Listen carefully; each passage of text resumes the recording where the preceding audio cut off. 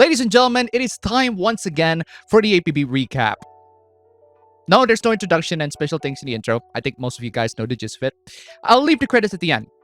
How about we get straight to the hooplas? So there's a brand new game called Massage Freaks, which is planned to be released in the Nintendo Switch. The game's premise that you give massages to anime girls and you massage them according to the rhythm. So it's a rhythm fan service game of some sort. The game will also have visual novel romance elements that let you to romance the girls of your choice. Apparently. The game invites quite a lot of backlash from people. People complain that the game is very sexual, the game is just molestation for anime girls. A lot of the arguments are very moralistic. How can Nintendo let something like this exist in their shop? Well, if you ask me, I'd ask Nintendo in why they let all sorts of things in their shops. The latest news of this hoopla involves the game being pushed back from its August 4th release. It's not explicitly stated that it's due to the backlash, but it might as well be due to the backlash. A couple of public statements said that the developers might pursue legal actions against those spreading false rumors that obstruct their business or social media posts that they deem malicious. The one thing that they did apologize for is parodying the names of real-life people, because apparently some of the chapter names are based on the first names of a real-life idol group members. They decided to change the names of the characters so that they don't have the same names as those idols, and that's understandably gonna take a bit of time. So the game is indefinitely delayed. We don't really know for sure if the game's gonna be out on Switch or not, but I can tell you this: the Nintendo Switch eShop stinks. Assuming that I'm buying games in the eShop, I'd rather buy games on the desktop rather than from the console, because the eShop browser on the console is not very good. It runs like crap. I recommend them to just consider getting the game to PC instead, because at least the PC doesn't have a bunch of console fanboys and moral guardians want to protect the family-friendly image of Nintendo. The game seems pretty nice for the people who enjoy them at least, and I wish this game can be released in many platforms as possible and not be oppressed by the moral guardians. Outrage. Mobile phones used to have some really cool form factors. Nowadays, it's all the same. But hey, that doesn't mean there aren't ways to innovate. Some of the innovations are dumber than others. This one, for example, the future of mobile phones, innovates by making the phone completely transparent. Well, it is definitely innovation in the sense that it tries something new, but it's not exactly useful. In fact, it's pretty disruptive. First off, if your phone is transparent, that means that it's a privacy nightmare. The person on the other side can see whatever you're browsing. So if you're browsing, say, 18+ content, they can definitely see it. Second, this phone is going to perform really badly during really bright lights, such as under the sunlight. The video then proceeds into the phone being put at the top of a wireless charger, which, last time I checked, wireless charging is not exactly innovative. Or maybe what the video is trying to say is that the phone is capable of being wirelessly charged regardless of its transparency. Okay, it's still dumb. Not to mention, it's gonna be a huge battery hog. If you really want some innovation in mobile phones, maybe make consumer-grade phones a lot more durable so that they don't break easily. That, or bring back features that you remove from your phones, like headphone jacks. It's getting really inconvenient trying to have dongles and Bluetooth everywhere. Speaking of the future, let's talk about NFTs, which is sounding less and less like the future and more like the past nowadays. Crypto and NFTs are failing, and yet there are still organizations that try to capitalize on them, one of which is GameStop. That's right, GameStop is going to the NFT game as well. They've been going to the game since May this year, but that was at a time when the interest towards NFTs are dwindling, so GameStop is trying to join a sinking ship for some stupid reason. Anyway, GameStop is joining this sinking ship back in May, and apparently they're making profit. They're making about $44,500 in the first day, which, considering the fact that they're a big corporation, it's not really that much in the grand scheme of things, but okay, good for them for making some money by tricking people into investing on worthless digital assets. One of the assets that they sold apparently looks very similar to the picture of a 9/11 victim. All of that is happening at the same time as employees getting laid off. That's right, while they're laying off employees that can barely afford to pay rent, the people in charge in GameStop are actually doubling down on NFTs just for the sake of pleasuring investors and apparently people at Reddit. All of this just for the sake of making as much profit as possible while screwing both the customers and the employees as much as possible. More reasons to hate NFTs. But at this point, the people who don't know how cryptos and NFTs can be a threat to everyone's life savings are people who are behind the times. So how appropriate it is that GameStop is right now really behind the times. And speaking of hating NFTs, there's one more entity that says no to NFTs, and it came from a pretty freaking mainstream source. Minecraft. That's right, Minecraft of all things are saying no to NFTs. Seriously, if you want an amazing freaking marketing of your product, just say no to NFTs. And Minecraft is doing exactly that. Minecraft said that to ensure that the players have a safe and inclusive experience, blockchain technologies are not permitted to be integrated inside our Minecraft client and server applications, nor may they be utilized to create NFTs associated with any in-game content. In other words, NFTs are not allowed, and I, for one, support this move. But do you know who doesn't support this move?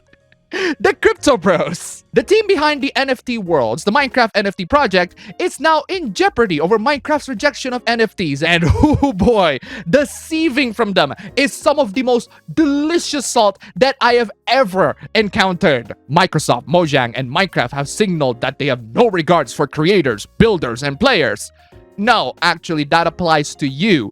You have no regard for creators, builders, and players when you decide to monetize the crap out of this game with your stupid crypto stuff. And yes, Minecraft does a lot of stupid stuff that are against creators, builders, and players.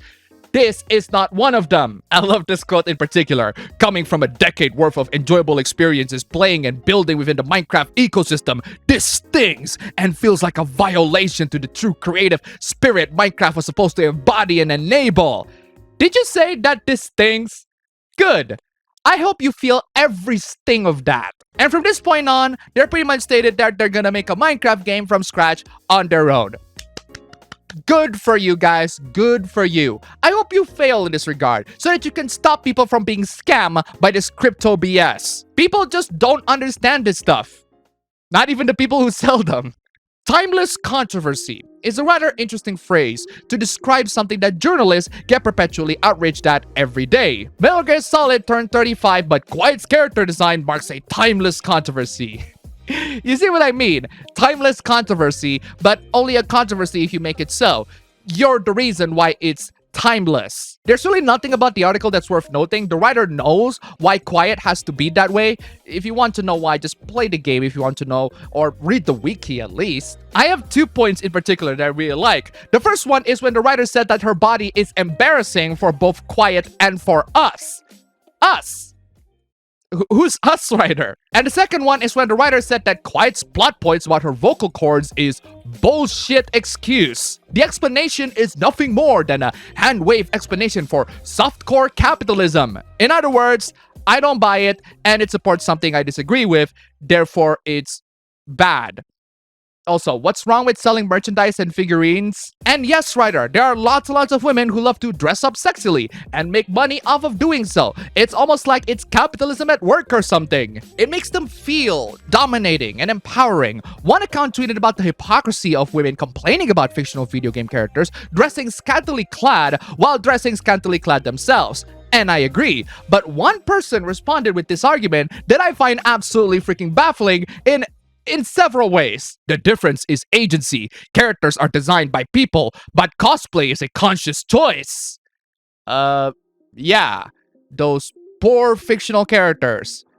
How dare we real people give them skimpy clothings? So not only you're suggesting that fictional characters have agency, but you're also suggesting that fictional characters have consciousness as well. If fictional characters have consciousness and free will, then why aren't they the ones who are complaining about being sexualized? Why are you guys complaining about them being sexualized? Why are you complaining on their behalf? Why are they not being taxed by the freaking IRS? And it's not actually hypocritical to like something while criticizing aspects you find unappealing. Okay, where to even begin? I agree with the statement, but your situation is not as the statement described. First off, you're not just criticizing aspects of the costume you find unappealing, you're criticizing the entire thing. There's a significant difference there. It's the same as when people criticize capitalism. Capitalism isn't perfect, which is why I criticize a lot of its most horrendous aspects, like game corporations being greedy bastards and NFT bros scamming people left and right. But people like Kotaku just carpet bombs the entire idea of capitalism, as if there's anything wrong with making money off of sexy figurines or sexy cosplays. And second and most important point, what you're doing here is not criticism. What you're doing here is a moral outrage. You can't make a moral outrage towards something while at the same time consuming or participating in that very thing. There's a difference between saying corporations are greedy bastards and capitalism is the root of all evil. If that's the case, Kotaku is one of the hell's minions and sexy cosplayers are the hell's occupants. I didn't think this was a thing until today, but I can't really be surprised by the perpetrator. China's mind-reading porn detection cap takes censorship to new levels. Whew, China!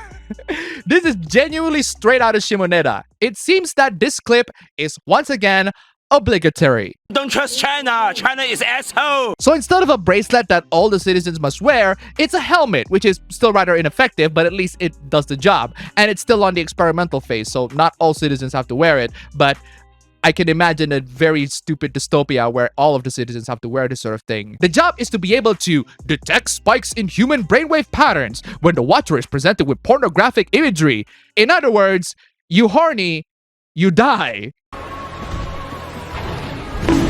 The device apparently looks like a shower cap with wires and is able to detect porn with high accuracy. It's even able to filter potentially detracting brainwaves caused by emotional states, low energy levels, and random thoughts. Well, that's not an invasion of privacy at all. And apparently it's 80% accurate. From a sample of 15 people. That's like 12 people out of 15. Stellar research there. The funny thing about the Shimoneta dystopia is not the fact that a lot of lewd stuff are banned left and right, it's the fact that all of that is done with all sorts of misinformation, like studies that are skewed to get a specific result. The difference is, unlike China, we can counter misinformation. You do that in China, they'll probably put you in the government depopulation list. Internet hall monitors. They just never seem to give up. They don't give up trying to police the internet, and they don't give up taking the L's. Though seriously, every single time these internet hall monitors come in and try to ruin people's fun, they're always the one taking the L at the end. A lot of times it's because the complaints that they're making are some of the dumbest complaints. Last week, we got the internet hall monitors policing Call of Duty for people spouting racism, bigotry, saying slurs to each other, and telling other players that their mother never loved them. Apparently, they're the same thing. This one was also from last week, but I didn't report it last week. And thank God I didn't, because the situation just escalated even further. As in, it gets stupider and stupider as time goes on. Long story short, an Apex Legends player got banned from the tournament because they teabagged people, apparently. Now, teabagging is not exactly the most sportsman of behaviors, but that's if the person being teabagged to was the enemy. Not this time. This time, the person that got teabagged was the teammate. The player was teabagging a teammate, and they still got banned. This hoopla was really dumb last week, but this week, it got even dumber. Look at that text wall, ladies and gentlemen. Go ahead and bask on the horrendousness of this formatting. Punish those who can't read small text or have low-resolution monitors. Assault your senses with this virtually unreadable garbage. 20 words. And the funny thing is, all of these words were said, but there's nothing of value. Nothing. You might as well just type in lorem ipsum and it'll be just as impactful. But ladies and gentlemen, that's not all. With dumb hooplas like this, of course, the gamer has a take on it. The trouble with teabagging. To put a long story short, the trouble with teabagging is that women are most affected. No, really, that's what they're going with the take.